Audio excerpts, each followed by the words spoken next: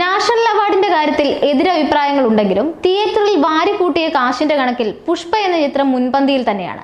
വലിയ മേക്ക് ഓവറുകളൊന്നും സാധാരണയായി നടത്താറില്ലാത്ത അല്ലു അർജുന്റെ വ്യത്യസ്തമായ രൂപമാണ് പുഷ്പ എന്ന ചിത്രത്തിലൂടെ പ്രേക്ഷകർ കണ്ടിട്ടുള്ളത്.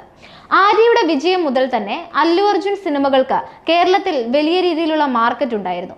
നടൻ വിജയ്ക്ക് ലഭിച്ചതിനേക്കാൾ മലയാളികളുടെ സ്നേഹം ലഭിച്ചിട്ടുള്ളത് അല്ലു അർജുന് തന്നെയാണ്. അല്ലു അർജുന്റെ പേര് മല്ലു അർജുൻ എന്ന് മാറി തുടങ്ങിയത് പോലും മലയാളി മനസ്സുകളിലെ സ്വീകാര്യത കൊണ്ടാണ്. സമീപകാലത്ത് കേരളത്തിൽ ഏറ്റവും കൂടുതൽ വിജയം കൊയ്ത അല്ലു അർജുൻ ചിത്രം പുഷ്പ തന്നെയാണ്. VFXനെ കുറിച്ചുള്ള വിമർശനവും ഗുരുത്വാകർഷണം പോലും മറന്നുള്ള ചില ഫൈറ്റുകളും വുമൺ ഒബ്ജക്ടിഫിക്കേഷനും ഒക്കെ പുഷ്പയുടെ ഡീമെറിറ്റുകളായി പലരും പറയുമ്പോഴും ബോക്സ് ഓഫീസിൽ നേടിയ കളക്ഷൻ വലുതാണ്. കേരളത്തിൽ ഈ സിനിമ വൻ വിജയമായതിന് പിന്നിൽ ഫഹദ് ഫാസിൽ എന്ന നടന്റെ കയ്യൊപ്പ് കൂടിയുണ്ട്.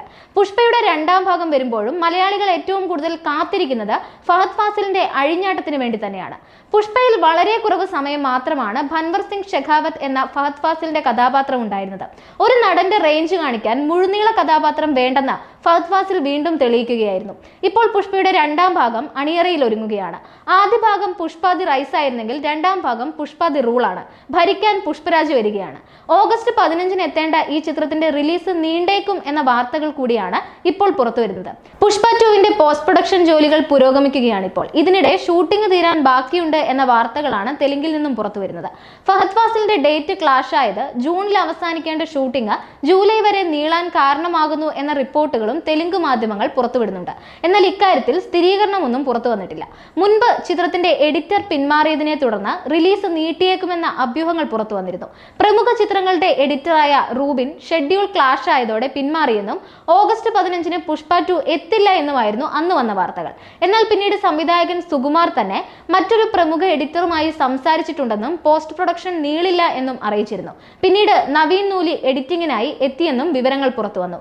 ഇതിനിടെയാണ് ഷൂട്ടിംഗ് ഇനിയും നീളുമെന്ന വാർത്തകൾ കൂടി എത്തുന്നത്. എന്തായാലും റിലീസ് നീളുമോ എന്നറിയാൻ കുറച്ചുകൂടി കാത്തിരിക്കേണ്ടതുണ്ട്. ഇതിനിടെ പുഷ്പ 2-ന് നിരവധി ട്രോളുകൾ സോഷ്യൽ മീഡിയയിൽ ലഭിക്കുന്നുമുണ്ട്. പ്രത്യേകിച്ചും മലയാളത്തിലേക്ക് ഡബ്ബ് ചെയ്തെത്തിയ പാട്ടുകൾക്കാണ് ഏറ്റവും കൂടുതൽ ട്രോളുകൾ ലഭിക്കുന്നത്. പുഷ്പ പുഷ്പ എന്ന് തുടങ്ങുന്ന ഗാനം പുറത്തിറങ്ങിയ അന്നു മുതൽ സോഷ്യൽ മീഡിയയിൽ ട്രോളുകൾ വാരിക്കൂട്ടുകയാണ്. പുഷ്പയെ പുകഴ്ത്താനാണോ ഇകഴ്ത്താനാണോ ഇങ്ങനെ ഒരു ഗാനമെന്നാണ് ആരാധകരും ചോദിക്കുന്നത്. തെലുങ്ക് ഗാനം കേൾക്കുമ്പോൾ കുഴപ്പമില്ലെങ്കിലും മലയാളത്തിലേക്കുള്ള ട്രാൻസ്ലേഷൻ വളരെ മോശമാണെന്നാണ് പൊതുവെയുള്ള അഭിപ്രായം. ആദ്യം പുറത്തു വന്ന ഒരു ഗ്ലിംസ് വീഡിയോയും വലിയ ട്രോളുകൾക്ക് ഇരയായിരുന്നു. പുഷ്പയും കടുവയും തമ്മിലുള്ള ഒരു ഇന്ററാക്ഷൻ വീഡിയോ ആയിരുന്നു അത്. ടെററാണ് സംവിധായകൻ ഉദ്ദേശിച്ചതെങ്കിലും തമാശയായിട്ടാണ് അത് പ്രേക്ഷകരിലേക്ക് എത്തിയിട്ടുള്ളത്. അങ്ങനെ ആകെ മൊത്തത്തിൽ ട്രോളുകൾ നേടിയെങ്കിലും പുഷ്പയുടെ ഫൈനൽ ഔട്ട്പുട്ട് ഗംഭീരമായിരിക്കുമെന്ന് ആരാധകർ പ്രതീക്ഷിക്കുന്നുണ്ട്. എന്തായാലും പുഷ്പ 2 എത്താൻ വൈകുമോ എന്ന് കാത്തിരുന്ന് കാണാം.